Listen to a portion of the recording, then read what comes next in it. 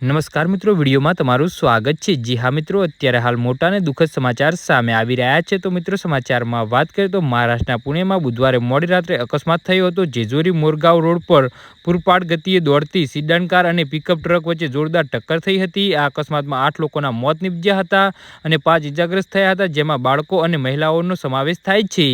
જી હા મિત્રો, અત્યારે હાલ દુઃખદ સમાચાર સામે આવી રહ્યા છે। તો મિત્રો, સમાચારમાં વધુ વિગતવાર વાત કરીએ તો કારમાં સવાર 4 પુરુષ અને એક મહિલા તેમજ પિકઅપ ચાલક અને ટ્રક પાસે ઉભેલા અન્ય 2 લોકોના મોત નીપજ્યા છે।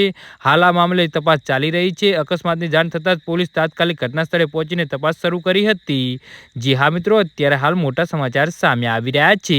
ઘટના સ્થળ પાસેથી મળતી માહિતી મુજબ શ્રીરામ હોટલની બહાર જ્યારે પિકઅપ ટેમ્પોમાંથી સામાન ઉતારવામાં આવી રહ્યો હતો ત્યારે પાછળથી કારે જોરદાર ટક્કર મારી હતી। અકસ્માત થતાં જ ઘટના સ્થળે ભીડ ભેગી થઈ ગઈ હતી અને પોલીસ પહોંચીને મૃતદેહોને ઇજાગ્રસ્તોને હોસ્પિટલ મોકલ્યા હતા। બાદમાં ક્રેન બોલાવીને કાર અને પિકઅપને રસ્તામાંથી દૂર કરવામાં આવ્યા હતા।